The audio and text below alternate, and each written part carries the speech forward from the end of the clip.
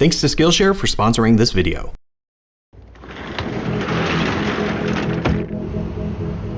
This has been a really, let's say, atypical past few months for me. Alexa and I packed up all our stuff and moved to an entirely different state.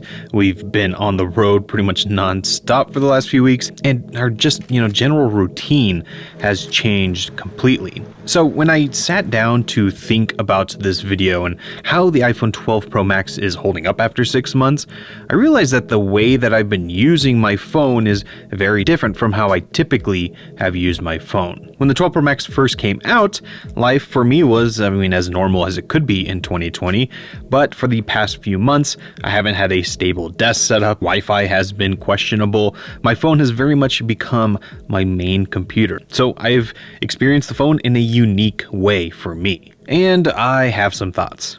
I was thinking about what to cover here, and there's a lot that I can go into, but there's really 3 things that I noticed that are really different from previous generations of iPhones, or at least things that this phone touts that I have noticed, either good or bad, have changed. With the 12 Pro Max, I think it's the first time that Apple's tried to make the phone live up to that moniker. Like, it actually is the max of the phones. There's different features compared to the rest of the line, and there's a compelling reason why you would want this phone. At least initially you would think that.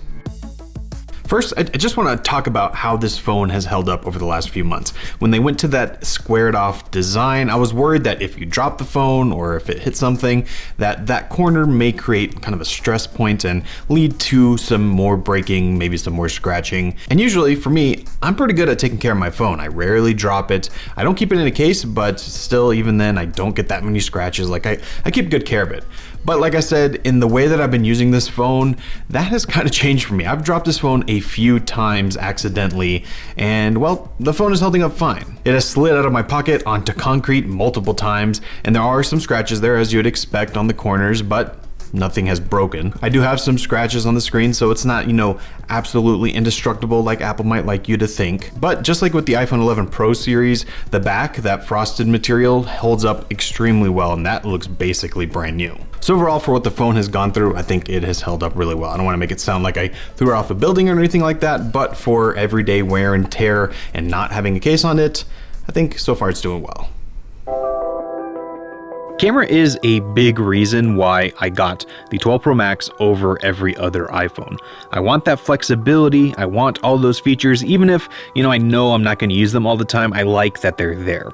But I think that for most people, the price to performance ratio from this particular camera is probably not worth it. The hardware you're getting, the sensor shift main sensor, the extra telephoto zoom, while they are all features I am happy to have, for the vast majority of people, honestly, the quality difference from the other iPhone 12 models just isn't there. Now, that's not to say I don't love this camera though, I do.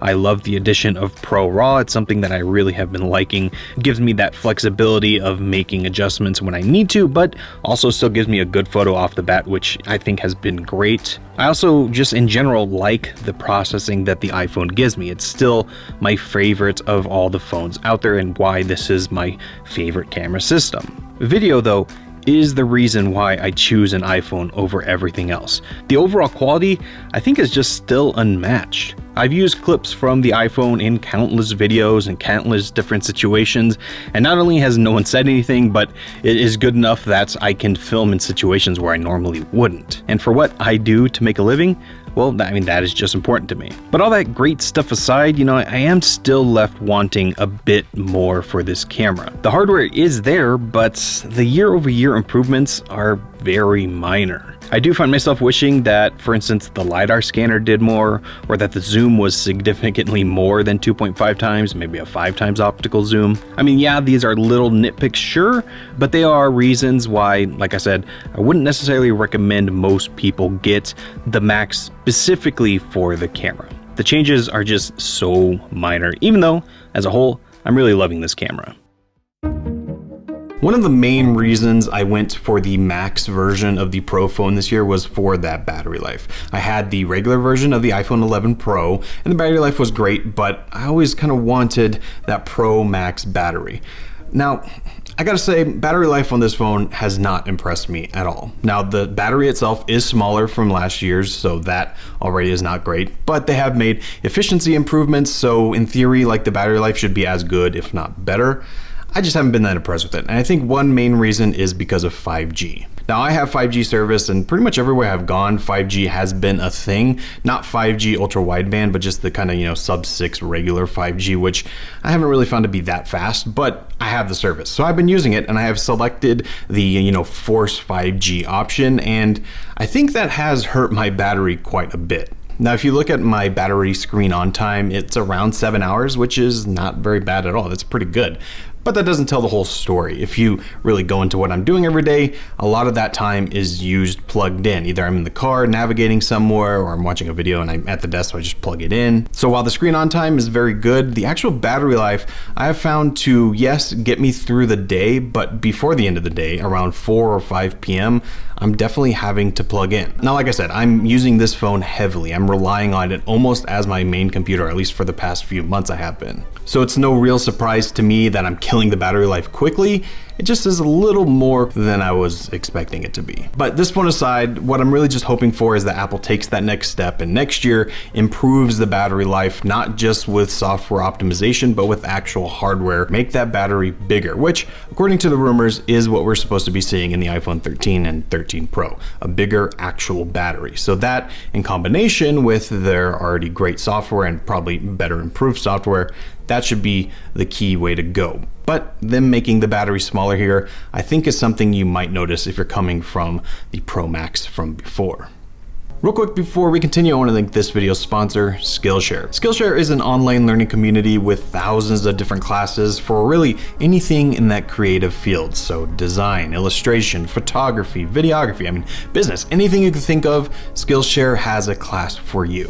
One class I'm really enjoying right now is from Jessica Kobasi, who's a great photographer. She has a portrait photography class here that kind of, goes through what her techniques are and what you should do. And someone who's into photography like me, but isn't very good at taking portraits, something like this is great. And one thing I've noticed and enjoyed with Skillshare is that it doesn't matter what level of expertise you already have in a particular subject, whether you're just starting and you're just trying to see if you're interested, or if you already know a lot and you just want to see what other people are doing. Well, they have classes that you can learn from no matter what area you are in. And one thing that Skillshare now offers is live classes. So you can actually watch the classes in real time as they're happening live, so you feel like you're a little bit more involved. So if this is something that sounds interesting to you and you'd like to try it out, check out the link down in the description. The first 1,000 of you to click that link will get a free trial of the premium membership, so you can check out everything Skillshare has to offer and get learning.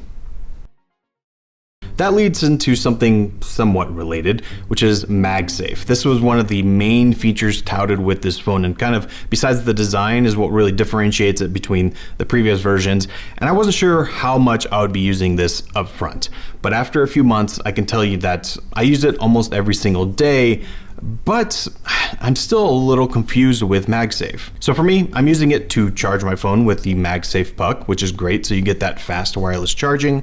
Now, is it any different than plugging in your phone? No, not really, but it is just, I guess, a little faster to just slap it on with magnets. But that doesn't really change anything either way you go. But I have also been using it for my wallet. I got the Apple Wallet that MagSafes onto the back of the phone, and I haven't had any issues with this at all. I know there's a lot of fears about it falling off, and that just really isn't a problem for me. Been using this wallet every single day since it came out, and I love it. And I don't just MagSafe it to the back of my phone all the time. I even just put it in my bag or put it in my pocket. This is just my wallet now, but the fact that I can put it on the back of the phone is nice for those times when I need that. If I don't want to forget my wallet or anything, slap it on the back of the phone, it's great. But what's confusing about MagSafe to me is that, MagSafe accessories barely exist right now. Yes, there are plenty of MagSafe compatible devices. And what this means is that it will use those magnets and work with the wireless charging on the back of the phone. But that doesn't mean it's a MagSafe certified device, which is very different. So much like with Lightning accessories and Apple Watch accessories, there is a certification process that lets you actually use all the MagSafe features. So if a third party wants to use the 15-watt wireless charging with MagSafe, they have to actually get that certified, and that, of course, costs money. And I've been pretty underwhelmed with the lack of those certified devices. I haven't really been able to find any that are compelling. So what I've ended up doing is just using accessories that enhance what Apple already makes. So that little puck wireless charger, well, this from Elgato is a nice little stand that you just slide that into, and then you have a MagSafe compatible stand. Or there's some from Grovemade that looks excellent that I would love to get my hands on. But for now, this seems to be the way MagSafe is going, and it's a little underwhelming. Everything else about this phone though is basically what you'd expect. It's an iPhone, it's running iOS, it's fast, it's like super powerful. It does everything you would expect an iPhone to do. There's no real surprises there, which is something that I appreciate. Although, I know there's people that want something crazy every single year. This isn't exactly that. So far 6 months in, I mean, this is a phone that I'm very happy with, although it does have some confusion around it. There's nothing really wrong with it. Like, the phone does everything it's advertised to do. It just doesn't do it quite as well as I was hoping it would. Especially when I was diving into the Max phone, like you'd expect all the Max features, and they are there, they're just not as impressive as I was hoping they would be. But then again, I mean, that's kind of how every phone is these days. They're all so good that the changes that are on top of them are just little nuggets thrown in there that are nice, but don't really change the overall experience. It's still just your phone. This one just happens to be the best version of that phone. But it is getting me excited for the next version of this because it can, I think, enhance some of the features that are here that just aren't quite all the way executed and make them really what I think they should be.